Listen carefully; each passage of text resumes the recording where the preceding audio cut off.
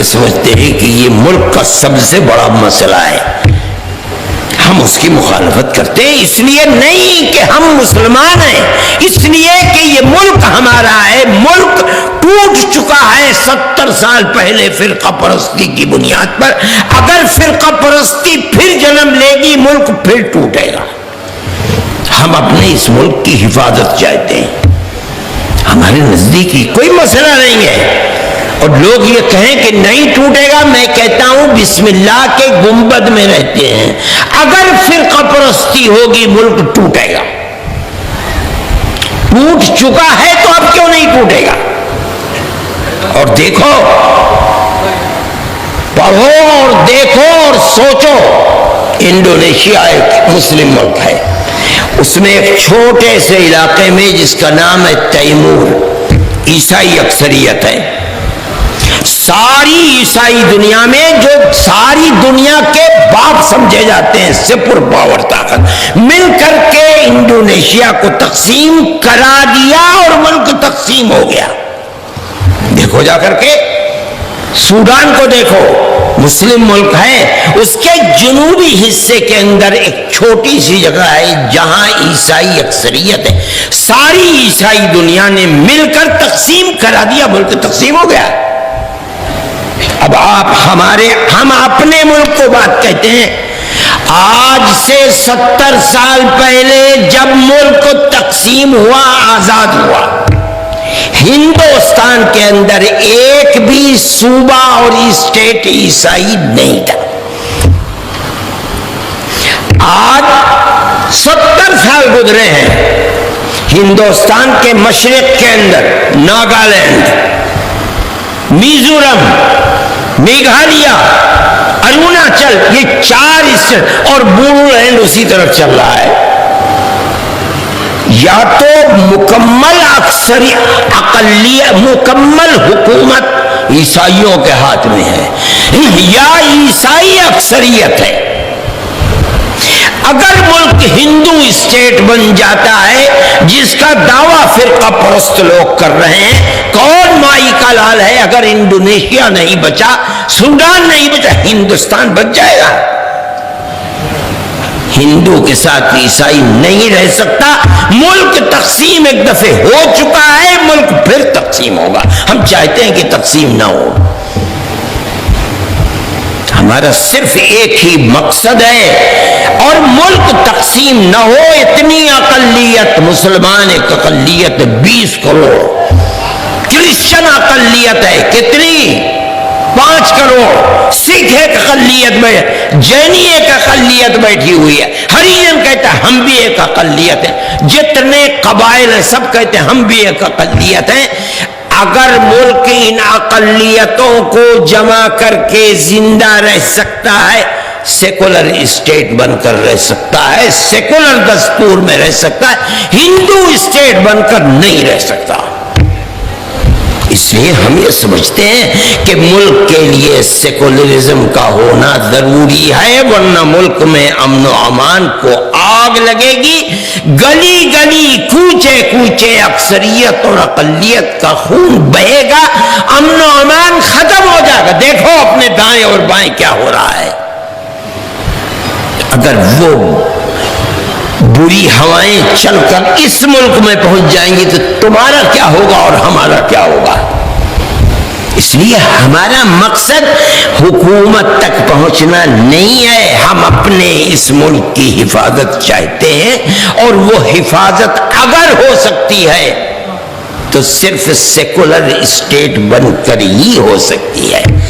یہ جتنا ظلم و تشدد ہو رہا ہے، جس کی مثالیں آپ دیکھ رہے ہیں، اور یہ لوگ جمع ہوئے ہیں، یہ صرف فرقہ پرستی وہ گن ہے جو ملک کو کھا رہا ہے، اور یہ لوگ نہیں سمجھ رہے ہیں کہ یہ اکثریت اور اقلیت کو کہاں دھکیل رہے ہیں، ملک کو کس غار تباہی کے اندر لے کر چل رہے ہیں۔ ان کی سمجھ میں بات نہیں آ رہی ہے، ان کی مت ماری گئی ہے، یہ ملک کدھر چل رہا ہے آج نہیں سمجھو گے تو کل سمجھ جاؤ گے کہ ہم جو کہتے تھے وہ صحیح تھا، جدھر یہ لے کر گئے تباہی کا راستہ ہے۔ ملک تو سیکولر اسٹیٹ بن کر رہے گا، اتنی اقلیتیں اس ملک میں ہیں کہ اگر ان اقلیتوں کو جمع کر دیا جائے تو جو اپنے آپ کو اکثریت کہتے ہیں اقلیت میں آ جائیں گے، تو کیسے ملک چلے گا؟ میرے بھائی، جمعیت علماء کا کام کسی اقتدار میں بیٹھی ہوئی پارٹی کے اندر کیڑے لگانا نہیں. ہمارا کیا، ہم کیا ہمیں اس جس کرسی پر ہمیں بیٹھنا گوارا نہیں، ہم کیوں اس کرسی کے بارے میں کہ جو چاہے بیٹھ جائے. ہم صرف یہ چاہتے ہیں کہ ملک میں امن و امان ہونا چاہیے. اب سوال پیدا ہوتا ہے کہ اس فرقہ پرستی کا مقابلہ کیسے کیا جائے. تو میں جمعیت علماء کے پلیٹ فارم سے آپ تک اس آواز کو پہنچانا چاہتا ہوں کہ دیکھیے، آگ کو آگ سے نہیں بجھایا جا سکتا، یہ دنیا کا دستور ہے. فرقہ پرستی کو فرقہ پرستی سے نہیں مٹایا جا سکتا.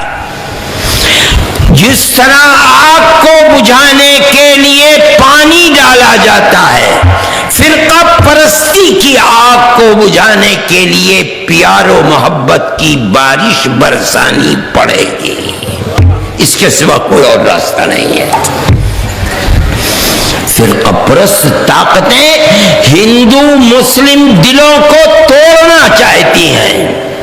میں مسلمان اور ہندو کو یہ پیغام دیتا ہوں کہ اگر ملک سے محبت ہے، اگر امن و امان کے ساتھ رہنا چاہتے ہو، اگر امن و امان کے ساتھ کاروبار کرنا چاہتے ہو، اگر امن و امان کے ساتھ دکانوں کو چلانا چاہتے ہو، اگر امن و امان کے ساتھ فیکٹریوں کو چلانا چاہتے ہو، اپنی پرانی تاریخ جو پیار و محبت کی تاریخ ہے اس کو زندہ کرو.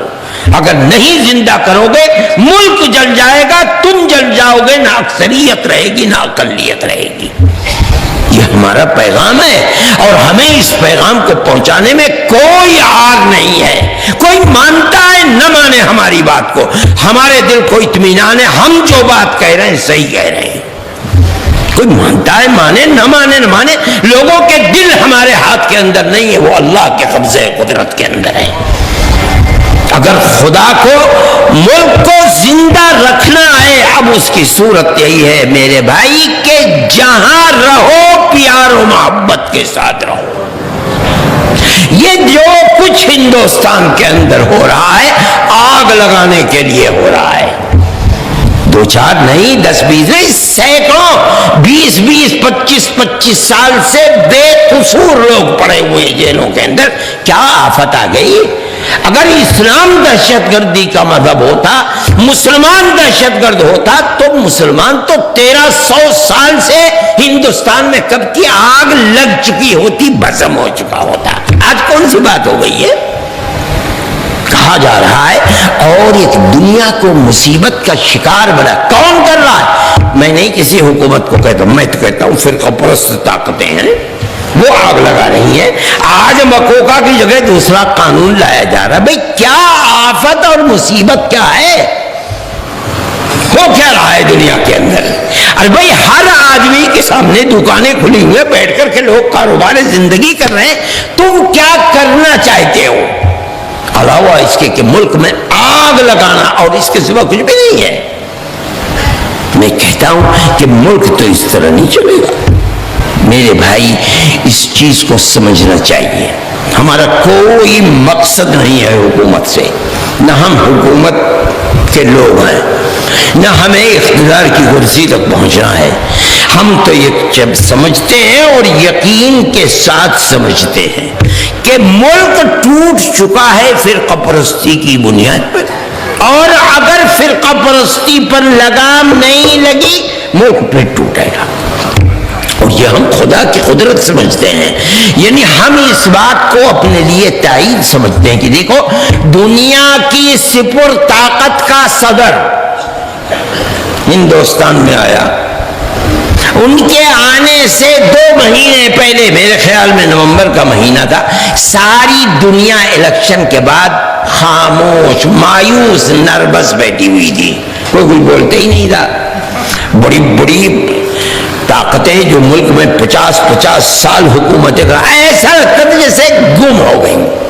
ہم نے سب سے پہلے دیوبند کے اندر اجلاس بلایا اپنا مجلس منتظمہ کا، سارے ہندوستان سے لوگ، ہم نے ایک عام اجلاس کیا، لاکھوں آدمی، دیوبند کی سڑکیں بند ہو گئیں، چلنا جلسگاہ تک پہنچنا ممکن نہیں رہا، خدا جانے کہاں سے اتنا آدمی امڑ رہا ہے۔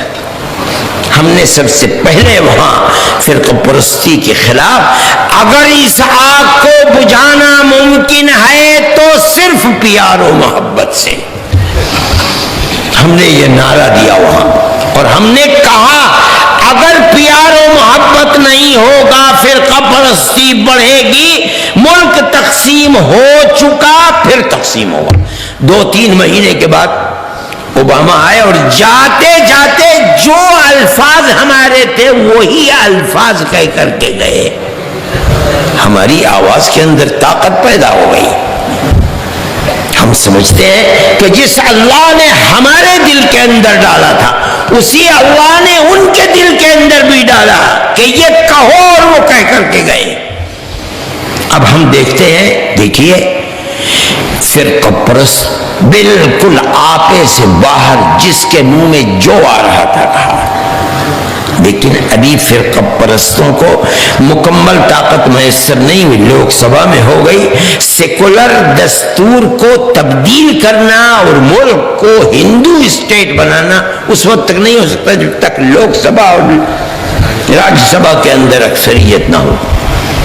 ادھر چلنے کے لیے آج بھی راستہ وہی چلنے کے لیے مانگا جا رہا ہے، کھولنا چاہتے ہیں، لیکن ہم کہتے ہیں ہماری آواز میں طاقت ہے، اور اسی کا یہ نتیجہ ہے کہ ملک میں دلی میں الیکشن ہوا، نہ جیتنے والوں کو یہ توقع تھی کہ وہ اس طرح جیتیں گے، نہ ہارنے والوں کو یہ توقع تھی کہ وہ اس طرح ہاریں گے۔ ایسے نتائج سامنے آئے کہ انہوں نے اوپر کو نیچے اور نیچے کو اوپر کر کے رکھ دیا۔ یہ ہندو اور مسلم دونوں کی سمجھ ہے، وہ یہ سمجھ رہے ہیں کہ فرقہ پرستی ننگا ناچ رہی ہے، ملک اس طرح نہیں چلے گا۔ میں یہ سمجھتا ہوں انشاءاللہ کہ چند ماہ کے بعد بہار میں بھی اسی طرح کا نتیجہ سامنے آئے گا، اور انشاءاللہ 1.5 سال کے بعد یو پی میں بھی اسی طرح کا نشانہ نکلے گا، نتیجہ آئے گا، اس لیے کہ اکثریت اور اقلیت امن و امان کے ساتھ رہنا چاہتے ہیں، کاروبار چلانا چاہتے ہیں، فیکٹریاں چلانا، فرقہ پرست طاقتیں ہر چیز کو آگ لگانا چاہتی ہیں۔ میرے بھائی، جمعیت علماء کا یہ کردار ہے، ہم جو کر رہے ہیں اور جو ہم نے کیا ہے، ہمارا کوئی احسان نہیں ہے، ہم تو خادم ہیں، خدمت کرتے ہیں، ہمارا کیا مسئلہ ہے؟ ارے بھائی ہم تو فقیر لوگ ہیں، ایک ہاتھ سے لیتے ہیں قوم سے، دوسرے ہاتھ سے قوم کے اوپر خرچ کر دیتے ہیں، ہمارا کیا ہے؟ اگر ہم نے 53-54 لاکھ روپیہ ان حضرات پر خرچ کیا تو ہمارے پاس کیا ہے؟ ہم نے تو آج تک کبھی 53-54 لاکھ روپیہ اپنے گھر میں دیکھا بھی نہیں ہے، ہمارا کیا تعلق ہے؟ ہم نے کر دیا، اور آج بھی یہ حضرات 58 case lower court, high court, supreme court میں لڑ رہے ہیں، اس کے اوپر کروڑوں روپیہ خرچ ہوتا ہے سالانہ، مگر ہمارا اس سے کیا تعلق ہے بابا؟ ہمارا تو بس قوم نے یہ سمجھا ہے کہ ہم امانت داری کے ساتھ لے رہے ہیں اور امانت داری کے ساتھ دے رہے ہیں، اس کے سوا کچھ نہیں، قوم ہمیں دیتی ہے، ہم خرچ کر دیتے ہیں، اس سے زائد کیا چیز ہے؟ کچھ تو ہے نہیں۔ میرے بھائی، ہم جب تک زندہ ہیں یہ کرتے رہیں گے انشاءاللہ، اور ہم یہ سمجھتے ہیں کہ اگر ہمارے اندر اخلاص ہے تو اللہ ہمیں توفیق عطا فرماتا رہے گا، اور ہم یہ کام کرتے رہیں گے۔ اس لیے میں اقلیت سے بھی کہتا ہوں، اکثریت سے بھی کہتا ہوں، ہندو سے بھی کہتا ہوں، مسلمان سے بھی کہتا ہوں کہ بابا خدا کے لیے ان حالات کو کنارے لگاؤ، اگر نہیں لگاؤ گے تو نہ کاروبار چلے گا، نہ فیکٹریاں چلیں گی، نہ امن و امان رہے گا، ملک کے اندر بڑی تباہی آئے گی، اور اس طرح ملک بالکل تباہ اور برباد ہو جائے گا۔ میں یہ نہیں سمجھتا ہوں کہ اکثریت اور ہندو فرقہ پرست ہے، نہیں، یہ ایک ٹولی ہے۔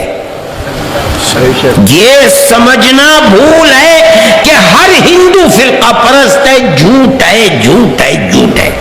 ابھی بہار کے اندر فساد ہوا، ایک لڑکی مسلمان جو کالج میں پڑھتی تھی، اس کا ایک ہندو لڑکے سے کالج میں تعلق ہو گیا، وہ لڑکا لے کر چلا گیا، اس کے اوپر آگ لگ گئی۔ میں اس بد نصیب لڑکی کے باپ سے کہتا ہوں کہ بدبخت، تو نے اپنی جوان لڑکی روزانہ تیرے سامنے بن ٹھن کر کپڑے پہن کر اسکول جاتی تھی، جوان لڑکی ہے، تجھے گوارا تھا۔ جب اس لڑکی نے دوسرے سے تعلق، تو اب روتا کیا؟ اپنے سر کو دیوار سے دے کے مار۔ لیکن اس بدبخت نے اس کو قتل کرا دیا، لڑکے کو۔ میں کہتا ہوں لڑکی گئی، یہ بھی بدبختی، پھر اس کے بعد ہندو کا قتل ہوا، وہ بھی بدبختی۔ اب اس کے بعد تیسری چیز آئی، جو بی جے پی کا وہاں پارلیمنٹ کا ممبر تھا، اس نے 3-4 ہزار ہندوؤں کو جمع کیا، کھانا کھلایا، کہا حملہ کر دو اس کے اوپر۔ انہوں نے حملہ کر دیا، 50 یا 40 گھر تھے، انہیں سب کو آگ لگا دی، 3-4 آدمی بچے وہ بھی مر گئے دم گھٹنے سے۔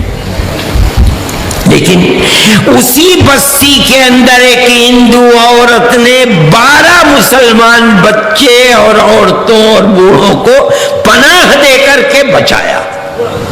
یہ کردار ہے۔ کوئی یہ سمجھے کہ ہر ہندو فرقہ پرست غلط ہے۔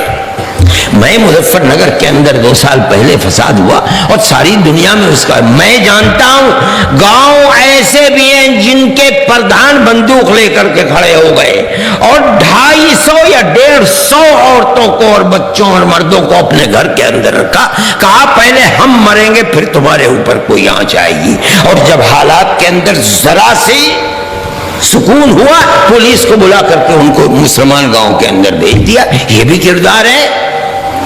اس لیے مسلمان یہ نہ سمجھے کہ ہر ہندو فرقہ پرست ہے، نہیں، جو سمجھدار، ملک دوست، محبت رکھنے والے ہندو ہیں ان کو پکڑو،